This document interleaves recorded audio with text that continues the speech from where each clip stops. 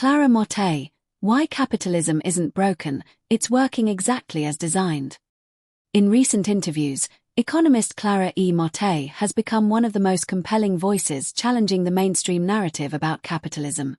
Rather than treating inequality, austerity, and economic insecurity as unfortunate side effects of a flawed system, Mattei argues that these outcomes are the intended features of capitalism, not its failures.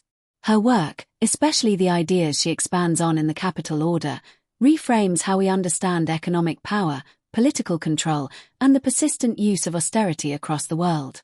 Capitalism's success is built on dependency. One of Mattei's most striking claims is that capitalism is not malfunctioning.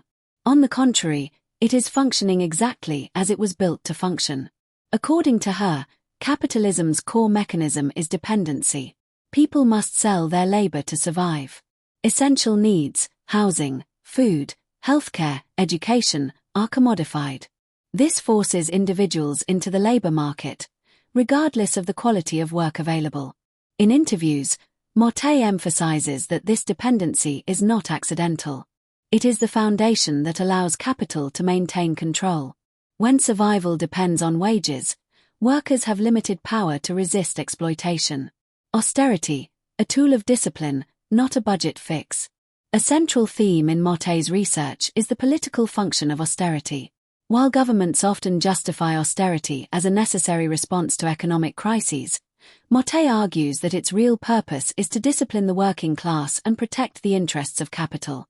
She highlights several patterns. Austerity resurfaces during moments of social unrest or rising worker power. It reduces public services, making people more dependent on private markets. It weakens labor movements by increasing economic insecurity.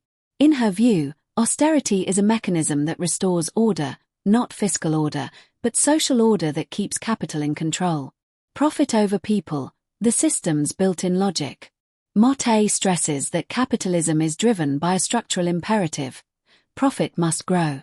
This is not about individual greed. It is about the system's internal logic.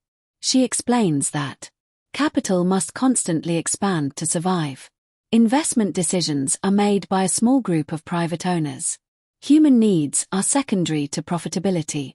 This means that even well-intentioned reforms often collide with the system's deeper priorities. If a policy threatens profitability, it is resisted, not because of ideology, but because of capitalism's structural requirements. Inequality isn't a bug, it's a feature.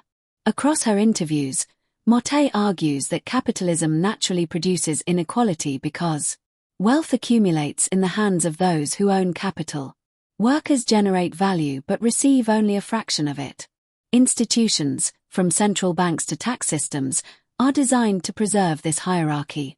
She challenges the idea that capitalism can be made fair through minor adjustments. For Mattei, inequality is not a deviation from capitalism, it is the system's engine. Democracy versus capitalism, a tension built into the system. Mattei also highlights a fundamental contradiction. Capitalism and democracy often pull in opposite directions. Democracy demands broad participation and collective decision-making. Capitalism concentrates economic power in the hands of a few. When democratic demands threaten capital's interests, austerity and other disciplinary tools are deployed to restore control. This tension, she argues, is why periods of rising worker power are often followed by aggressive austerity campaigns. A call to rethink the system itself.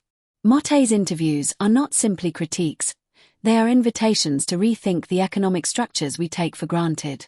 She encourages us to question: why do austerity policies persist despite their social harm?